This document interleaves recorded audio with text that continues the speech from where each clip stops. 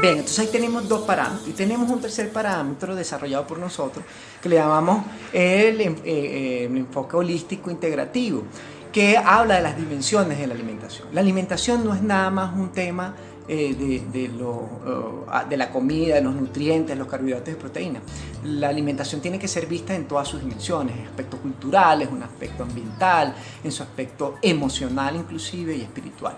Entonces, entendiendo estas realidades, tenemos que trabajar con esas dimensiones. Entonces, ahí en el ecoenfoque, en esa parte del ecoenfoque que es el sistema holístico integrativo, nosotros evidenciamos las distintas dimensiones. Por ejemplo, la dimensión ambiental, ¿sí? Es decir, que nosotros no vamos a poder comer lo mismo que come alguien en España, en Canadá o en China. ¿Por qué? Porque ambientalmente tenemos otro territorio con otras características ambientales y tenemos otras potencialidades. Y lo mejor es consumir los alimentos del mismo contexto. ¿Por qué? Porque si yo como alimentos producidos cerca de donde yo vivo, esos alimentos seguros no tienen aditivos o tienen mucho menos aditivos sintéticos. Pero si yo tengo que traer de Canadá el maíz o el trigo de Rusia, eso tiene que estar necesariamente, para que pueda llegar acá sin deteriorarse, tiene que estar repleto de aditivos sintéticos, de insecticidas, entre otros. ¿Ven? Entonces lo lógico es consumir alimentos de tu territorio, que además son los que te van a aportar los nutrientes más requeridos, porque tu metabolismo cambia si estás aquí o estás en China, cambia. Por eso es que la gente cuando viaja siente varios días que te tiene que adaptar, se siente extraño. ¿Por qué? Bueno, precisamente porque hay unos cambios, porque el cambio de la latitud, del sol, del clima, del frío, del calor, todo eso genera cambio. Y lo que se produce en tu territorio es lo que está adaptado para los cambios que va a sufrir tu metabolismo y el estado de tu metabolismo en cada contexto. Pero aparte de eso está lo que hemos conversado también en otras oportunidades, el tema de los alimentos de temporada. No es lo mismo consumir, por ejemplo, tomate y cebolla en época de lluvia, que al ser muy sensibles a los hongos por la humedad, entonces le tienen que agregar muchos insecticidas y fungicidas, sobre todo fungicidas, que consumirlos en la época de sequía, que es el momento en que ellos están, digamos, más fácil de producción, que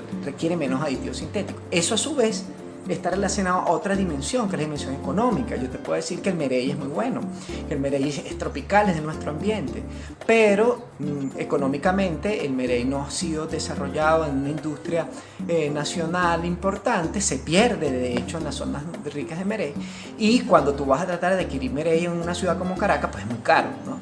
Y aparte de eso, por ejemplo, en el caso del tomate y la cebolla, si compramos el tomate y la cebolla en época de lluvia, estos van a estar considerablemente mucho más costosos comparado a otros alimentos que en la época de su época de cosecha, que es al final del periodo de sequía.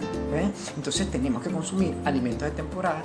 Eso está relacionado a la dimensión ambiental, pero esa dimensión ambiental también va a estar relacionada a la dimensión económica. Entonces yo tengo que también, si voy a orientar qué vamos a consumir, tengo que pensar en la economía. Muchas veces uno va a un nutricionista o un médico y cuando te recomiendan alimentos, te están recomendando cosas costosísimas, alimentos importados, alimentos de unas marcas, además que ni siquiera sabemos si son transgénicos, porque en las disciplinas convencionales de la salud no están pendientes del tema, por ejemplo, los transgénicos, que hoy en día se sabe es un problema importantísimo con el tema de la alimentación. Es decir, que mucho de lo que estamos viviendo y mucho de lo que está ocurriendo está también muy relacionado a esa visión convencional fragmentaria que no te permite entender todas esas dimensiones del hecho alimentario. Lo importante es llenar la barriga de calorías y lo único que importa son los números, el número de kilocalorías. No, es importante, pero no es lo único importante.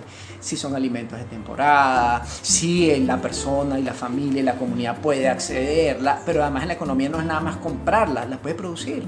¿Sí? La puede intercambiar, la puede traquear. Es algo que se puede producir en el contexto. Todos esos factores son importantísimos y eso está ahí establecido en eso. Además en el enfoque pues, que estamos planteando. Pero aparte de eso hay otras dimensiones, como la dimensión emocional, la dimensión espiritual, la dimensión cultural. Tiene que ser algo que culturalmente se ha aceptado, porque los gustos son culturales, los gustos no son naturales. Bien, le invitamos en todo caso que revisen el material, que les va a ser de gran ayuda, porque eso nos va a permitir orientar la alimentación de una manera económica, pero además adecuada a cada contexto. Eso es la diferencia enorme entre este modelo y los modelos convencionales.